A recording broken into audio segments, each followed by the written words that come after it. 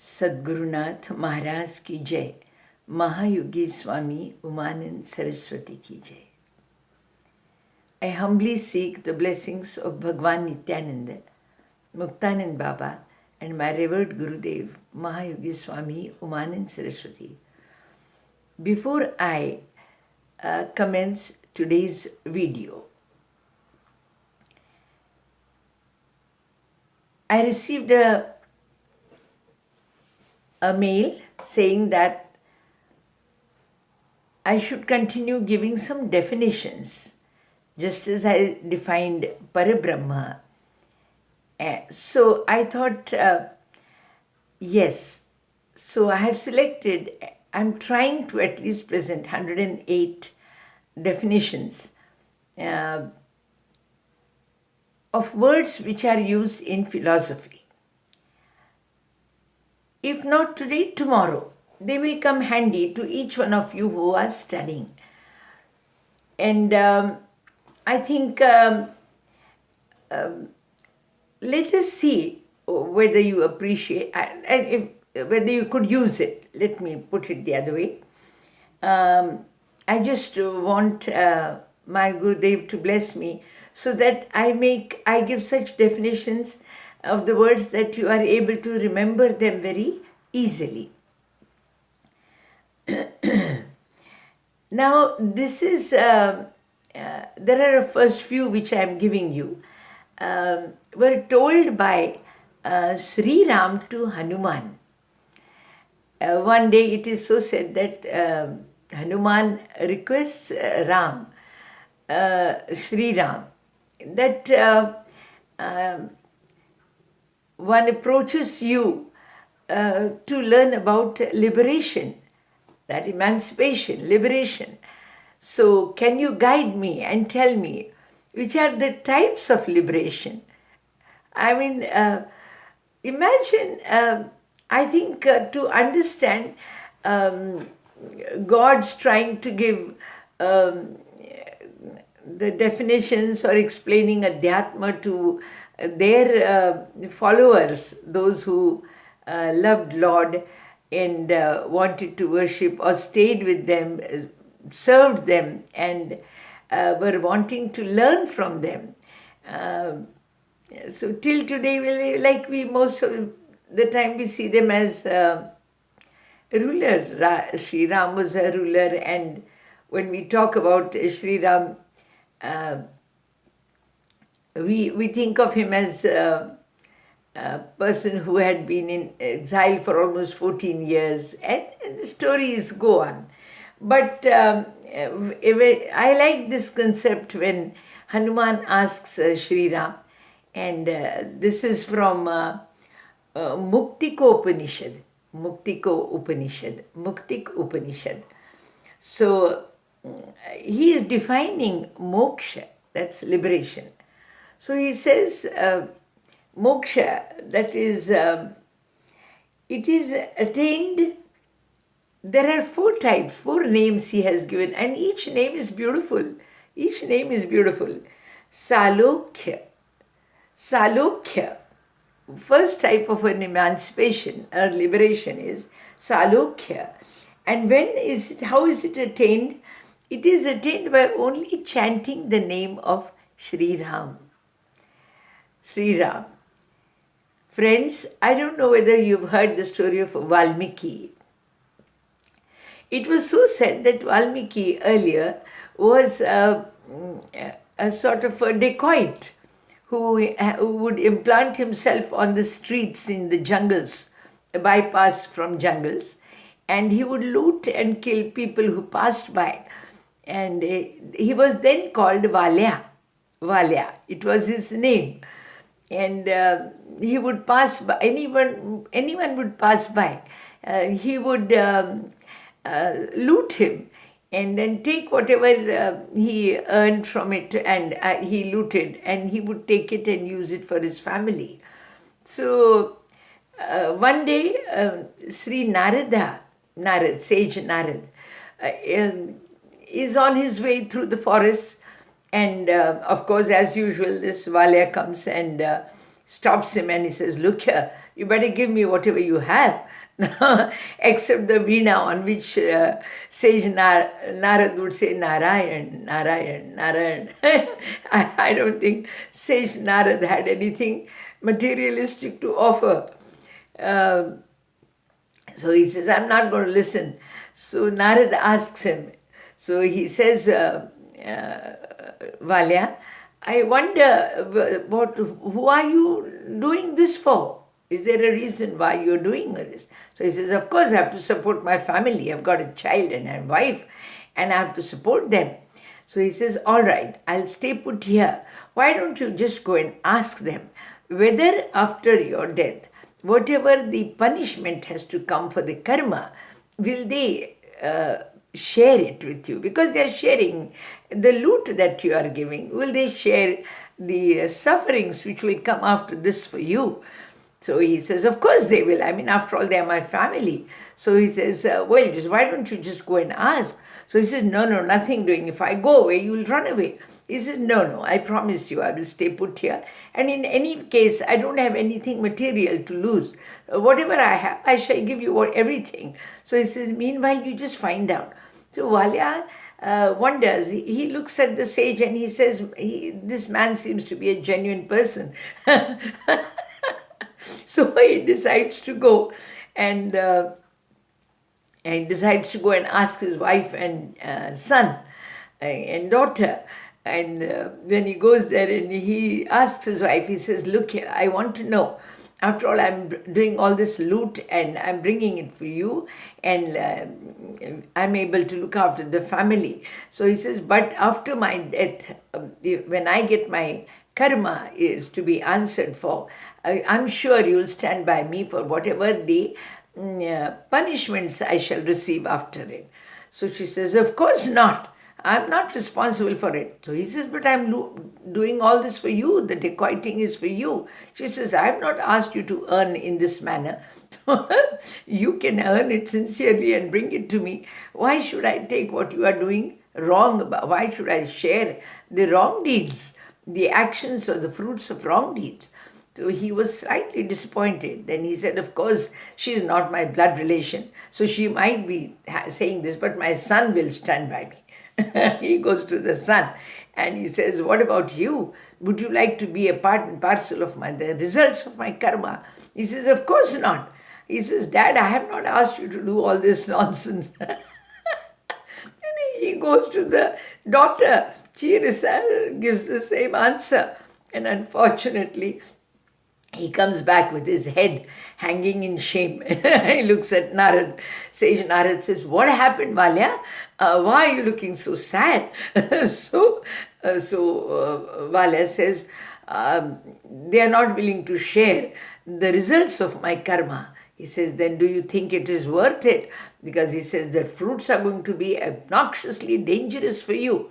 The results are going to be bad. You have killed so many people. So he said, then how do I escape from this, the fruits? So he said, there is one way of doing it. So he says, what is the way? He says, just say Ram, Ram, Ram, Ram, Ram, Ram. So Narad Muni keeps on saying Ram, Ram, Ram. And then it starts, he starts hearing it as Ram, Ram, Ram, Ram, Ram. Mara means dead. Die, die, die. So he says, to sage, he says, Rishiji, Muniji, I'm saying Ram, but it's coming as Mara, Mara. I'm taking the name of Lord, and it is being spelt like Mara. Mara means die, die, die. So he says, so the sage Narad says, why don't you do one thing? You start saying Mara, Mara, Mara, Mara, Mara, Mara, Mara. And it came back to Ram, Ram, Ram. And this Valya has later become Valmiki, the greatest sage we all, Indian mythology presents him as. So this is known as Salukya. Oh my God, I liked it. I knew while speaking God is going to grace me to give you some idea about it. So let's hope this example can definitely be of help to us. So Salukya Moksha is a moksha which is attained by chanting Lord's name. Take any Lord's name you love. Remember, we know Ram as a most tolerant person, most a person who was most sort of obedient son. Of course, some of them have this complaint that he had left his wife. I don't think that would be a right story for him. A woman who must have felt that she's under scrutiny by every Tom, Dick, Harry around for her being with Ravan in Ravan's arrest for so long. She herself must have felt very uneasy about the whole thing, and being a princess of a royal family, I think she must have voluntarily decided. And of course, and then probably seeing truly that her honor is at stake, Sri Ram must have supported the concept. So let's be a little more understanding, or let us try and see whether we can see some other angle to the story. However, the second type of emancipation is a Swarupa emancipation. Now, this also is a very nice thing. It is so said that if you tend to die in Kashi, Banaras, I've been there. There is a ghat there, where the dead are given their last rites. They are lit by fire, and they are given their last rites. So people carry their dead dear ones right up to Banaras, and in the morning time, the body is given the rites. And it is so said that the ashes which are smeared upon Vishwanath of Kashi, and the first person who is cremated, who is given his last rites, his ashes get smeared upon Lord Vishwanath, that is of Banaras, that is Kashi's Shiva, Lord Shiva. So it's a very beautiful rites, and I had the opportunity of seeing, and the ornaments I'm wearing here, they are the ones which were smeared on in Lord's ashes and presented to me during my stay there in Banaras. Well, friends, this is called Swarupa.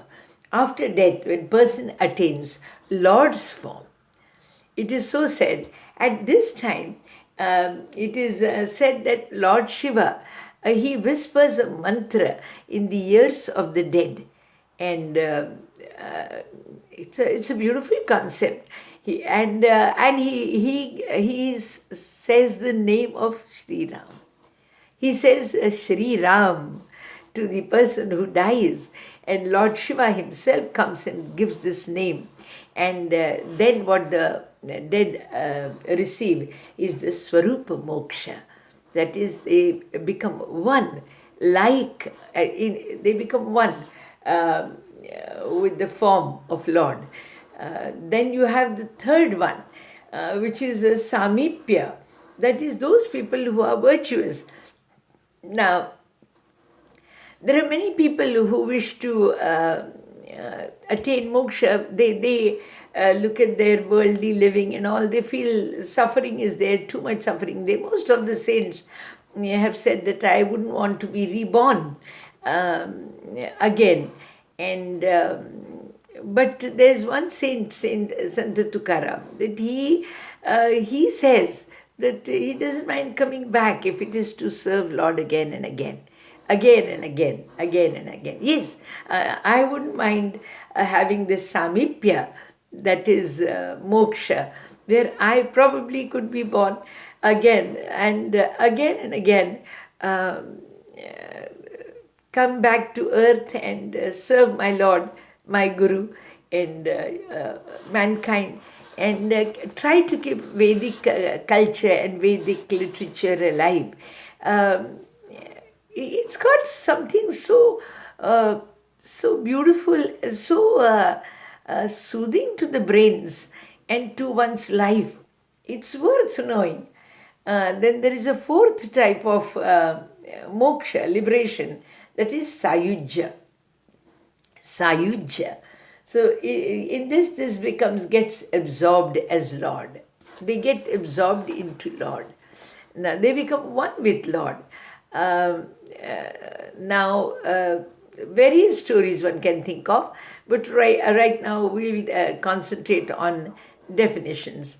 Now even it is so said that Dhruva was given uh, when he had I'm sure there is one story I've already related in my videos earlier, so those who wish to hear about it can hear it. But Dhruva also was given a mantra by sage Narada, and he continuously chanted until Lord Vishnu appeared. And he was just a boy of 10, 12 years, wanting to sit on his father's lap when the stepmother pushes him away, and he feels very hurt, goes to the forests, and he plans to go and sit on Lord's lap. My God, isn't that beautiful? And of course, it so happens that Lord Vishnu comes to him, and grants his wish. And in the process, it is so said that he has got this sayujya, sort of a moksha, and today it is there in the form of a star in the planets in the sky. And so we have four types of liberation: Salukya, Swarupa, Samipya, and Sayujya. So these are four types of moksha. They have taught, and Sri Ram is said to have described them to Sri Hanuman. And there are a few more I would like to at least take 10 per day, because or we will be having too many. I mean, let there be noted in you. You'll always have them saved, so you can hear them anytime and practice them. Then they have defined. Then we have Sarvasar Upanishad, which defines these further. Moksha is beautifully defined by Sarvasar. It is defined as freedom from an identification with the body. Friends, I have always told you that all my earlier videos say that whenever you say introduce yourself, you introduce yourself as I am Radhikananda. So I am associating myself with the name which is given to a form. Now, as far as my belief is concerned, that am I only this? Am I only this? Or am I something more? So, if I'm Radhikananda, then obviously I am identifying myself with a name which is given to a form. So, therefore, I'm identifying myself with a form. Now, this is called bondage. And the moment you understand that I is not bound by this name and form, I is an independent identity which is complete by itself. I have already said, if I say I want water, will anybody ask me, who are you? No, they won't. They will respect that I, and without even knowing the name and the form, there will be somebody who will provide me with water to drink. So, but if I say Radhikanand wants water, people will definitely question me, who is Radhikanand and where is she? So, this I is a complete identity of yourself. This is considered to be the soul. So, remember that when you talk about moksha, this is the identification with the body has to be converted into identification by itself. The I is a complete introduction. That is moksha. to realize that I by itself stands independently. It is shared by millions. It is continued to share by millions, and it still gives every individual a value. A value. It stands, it's like one standing behind zero. All human beings say are zero, but if one stands behind, it becomes meaningful. Similarly, this I gives us the meaning, and this I is said to be Atma, and identifying with the body is bandha, that is bondage, and losing the identification with the body, or not losing, but realizing that that is not the only introduction, that is moksha. So, then again, as usual, avidya, ignorance, is the earlier stage where I said I am Radhikananda. That is avidya. That is avidya, ignorance. And then what is vidya? That which will dissolve avidya, that which will take away avidya, the ignorance. This is known as vidya, the knowledge that we all are trying to capture. Then we have some states to be defined, that is Jagruti, Swapna, Sushupti, and Turiya. I won't crowd you now. I will take these some other day. There are about 108 definitions. Let's go gradually. I think that will be a nicer way of dealing with the definitions, and trust you, if they are nearby and if you hear them once or twice, then at least you will have a faint idea. If somebody talks about emancipation to you, and you will at least know, all right, there are 3, 4 types of it which I know. As I told you, I would like to be as close to God as possible, be most virtuous, and continue to serve Him. And I think this job suits me. I'm comfortable with it. Studying and letting others know. This is Swami Radhikananda from Pune. Okay? Take care. Have a nice day. Subscribe. I need them. Thank you.